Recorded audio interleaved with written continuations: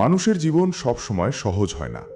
কেউ জন্ম থেকেই সুযোগ নিয়ে এগিয়ে যায়, আবার কেউ অনেক কষ্ট, ব্যথা, অবহেলার মধ্য দিয়ে বড় হয়। কিন্তু ইতিহাস সাক্ষী, যারা দুঃখ কষ্টকে হার না মেনে লড়াই করেছে, তারাই একদিন সম্মান আর মর্যাদার আসনে পৌঁছেছে। আমাদের চারপাশেই এমন মানুষ আছে যাদেরকে সবাই একসময় অমূল্য বলে তুচ্ছ করে, অথচ সময়ের সাথে তারা নিজেদের বদলে পুরো সমাজকে বদলে দেয়। আজকের গল্প সেই রকমই একজন সাধারণ গ্রামের মানুষের, রহিমের। রহিম ছিল এক ছোট্ট গ্রামের মানুষ। শৈশবটা তার সহজ ছিল না। তার মা বাবা একদিন ভয়াবহ দুর্ঘটনায় মারা যান। ছোটবেলা থেকেই তাকে আপনজনদের অবহেলার মধ্যে দিন কাটাতে হয়েছে। গ্রামের আত্মীয় স্বজনও বলতো, রহিমের কপালে কিছু নেই, এমন ছেলেকে নিয়ে মাথা ঘামিয়ে লাভ কি। নিজের পরিবার থেকেও খুব বেশি সমর্থন পায়নি।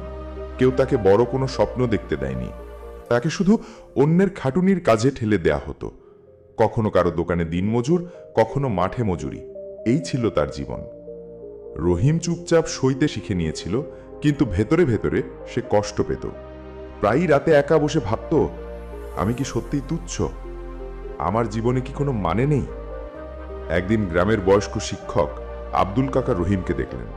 তিনি বুঝতে পারলেন ছেলেটার ভেতরে ব্যথা আছে, কিন্তু সেই ব্যথাকে শক্তিতে পরিণত করার সাহস এখনো জাগেনি। তিনি রহিমকে বললেন, বাবা, মানুষকে অবহেলা করা সহজ, কিন্তু নিজেকে প্রমাণ করা কঠিন। তুমি যদি নিজের যোগ্যতা বের করতে পারো, তবে একদিন এই গ্রামের লোকই তোমাকে সম্মান করবে।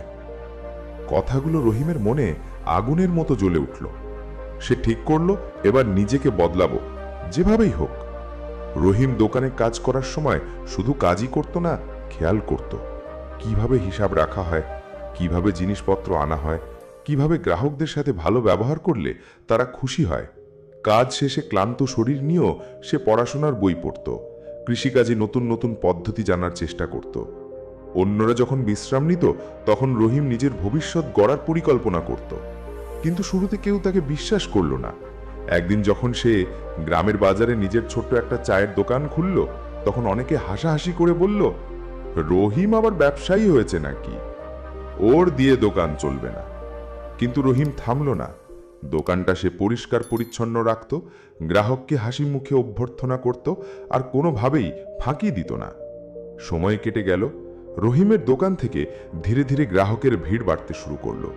তার দোকান শুধু চায়ের দোকান ছিল না, মানুষ সেখানে গিয়ে স্বস্তি পেত। রহিম ব্যবসা থেকে যা আয় করত, তার একটা অংশ দিয়ে গ্রামের দরিদ্র শিশুদের খাতা কলম কিনে দিত। পরে নিজের দোকানের পাশে একটা ছোট্ট পাঠাগার খুলে দিল। সেখানে গ্রামের ছেলে মেয়েরা পড়াশোনা করতে পারত। যে রহিমকে একসময় সবাই তুচ্ছ করেছিল, তাকেই এখন গ্রামের মানুষ সম্মান করতে শুরু করলো। একদিন গ্রামের মিটিংয়ে সবার সামনে এক প্রবীণ মানুষ দাঁড়িয়ে বললেন, আমরা রহিমকে অবহেলা করে ভুল করেছি। সে শুধু নিজের জীবন গড়েনি, আমাদের গ্রামকেও গর্বিত করেছে। সেদিন রহিমের চোখে পানি চলে এলো, কারণ সে জানতো এটা কোনো হঠাৎ পাওয়া সম্মান নয়, এটা তার কষ্ট, পরিশ্রম আর ধৈর্যের ফল। অবহেলা আর কষ্টই শক্তি হতে পারে, যদি আপনি তাকে চ্যালেঞ্জ হিসাবে নেন। শেখা থামাবেন না, যত ছোট কাজই হোক সেখান থেকে জ্ঞান অর্জন করা যায়। সততা সবচেয়ে বড় সম্পদ, এটা আপনাকে আলাদা করে দেবে। অন্যের উপকার করুন। সত্যিকারের সম্মান তখনই আসে যখন আপনার কারণে অন্যের জীবন ভালো হয়। হাল ছাড়বেন না, কারণ যারা টিকে থাকে তারাই একদিন মূল্যবান হয়। রহিমের গল্প প্রমাণ করে যে জীবন যত কঠিন হোক, অবহেলা যতই আসুক, যদি আপনি নিজেকে বদলাতে শেখেন, তবে একদিন আপনিও এমনভাবে মূল্যবান হয়ে উঠবেন যে আপনাকে সবাই সম্মান করতে বাধ্য হবে। আজকের ভিডিওটা কেমন লাগলো তোমাদেরকে কমেন্টে জানাও, আর ভালো লাগলে সাবস্ক্রাইব করে সাথেই থাকো। আবার দেখা হবে এমনই এক শিক্ষামূলক ভিডিও নিয়ে। ততক্ষণ ভালো থেকো, সুস্থ থেকো। ধন্যবাদ।